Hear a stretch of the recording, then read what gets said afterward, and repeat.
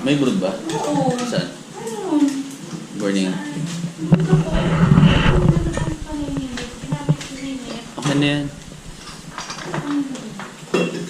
Okay, so, ulit mo yung tumbler nila ate din. Pagka natin yung kape. Ganda ng araw. Very good.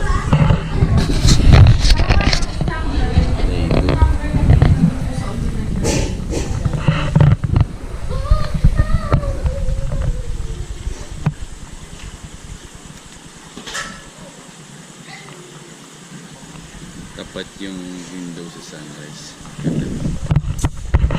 Bruno!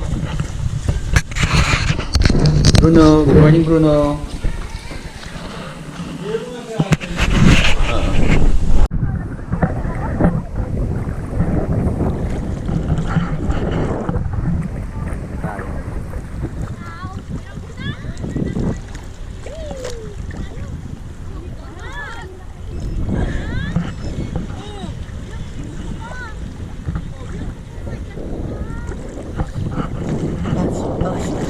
Yeah.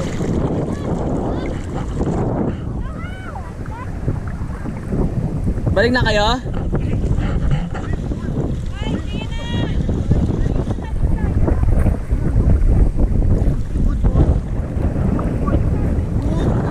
Bruno! Galing ni Bruno ah.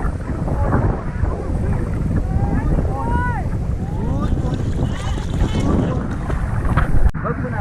Sige. Pagka i-stop mo, yung red ulit din. Okay, okay. Alam ko, alam ko. Okay. So, kukuha. Oh, kukuha ko tayo. Shell Island, di ba yun? Yes. Shell Island. Para magkuha ng shell, para kay Papa. At ano siya? Island.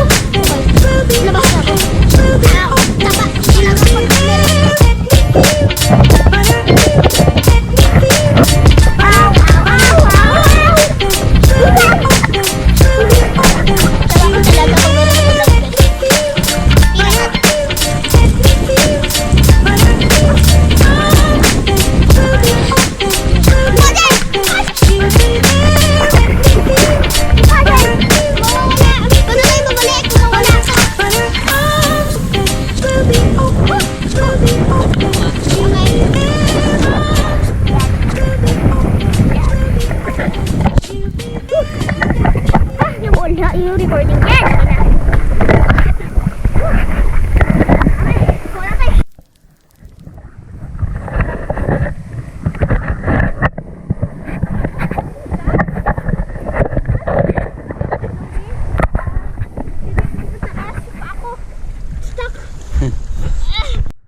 Wiksan daw.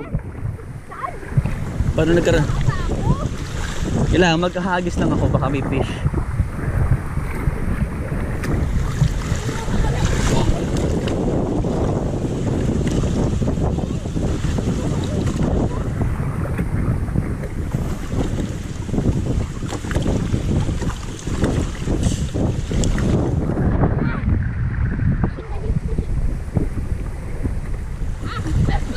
Manguha ka na. Aalis na tayo mamaya, bahala ka. Bidang. Masisira yan.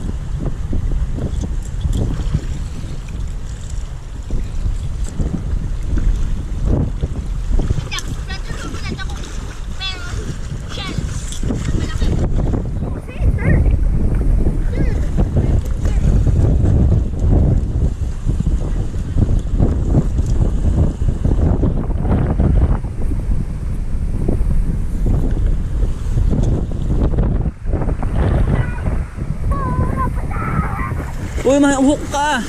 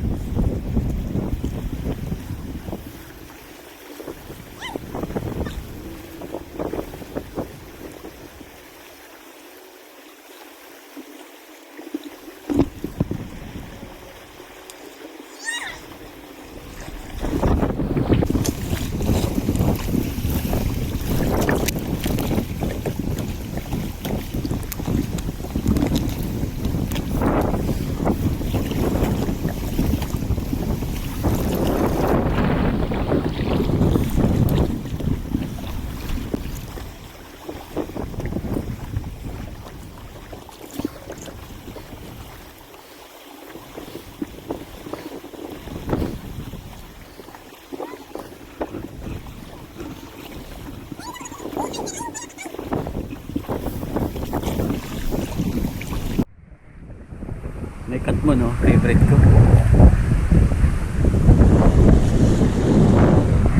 Ay lang.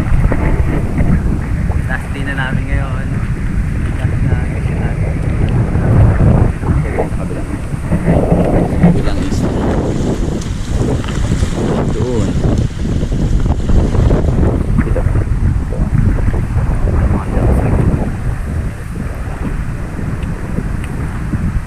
Part na to. Yes, sa kabila.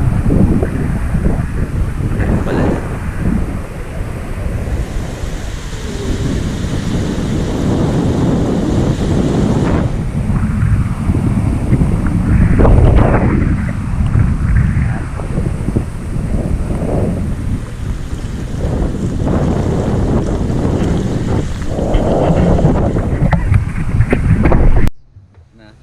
Pakap na kami, pauwi na kami.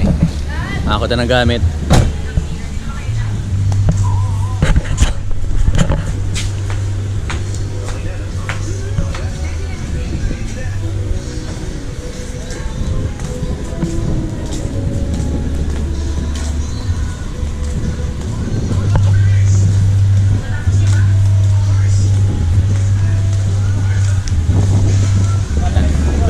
Uwi na rin.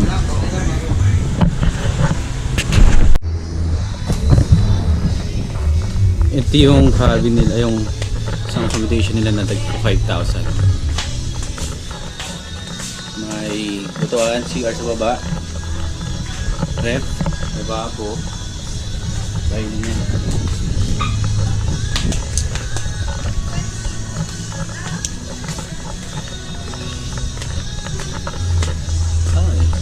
May terrace naman ito.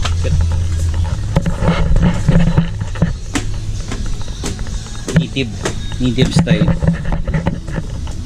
Pero aircon ba? Ay, hindi siya aircon. Tapos double deck. Tsaka isang pang single. 5,000. Tapos 5 din yung pwede. 5 person yung pwede. Pero may extra mattress para dito sa sahig.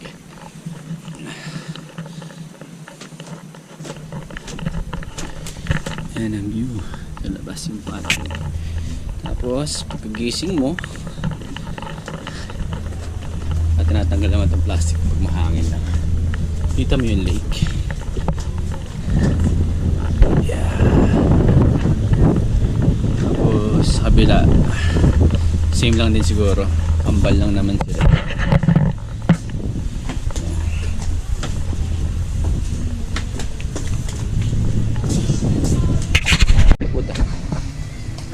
Ito naman sa mga 10 person.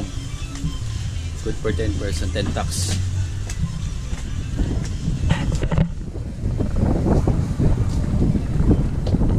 Native style din. 1, 2, 3, 4, 5, 6. 6 sa isang room. Merong CR.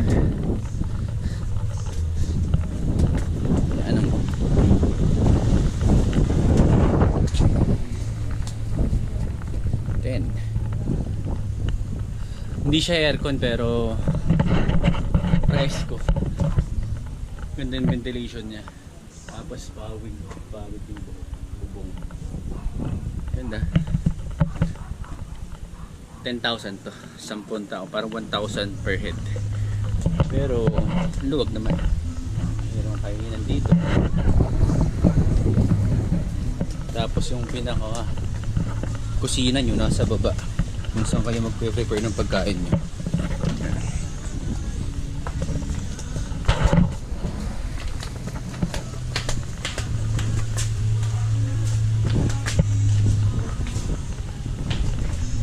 Picture na.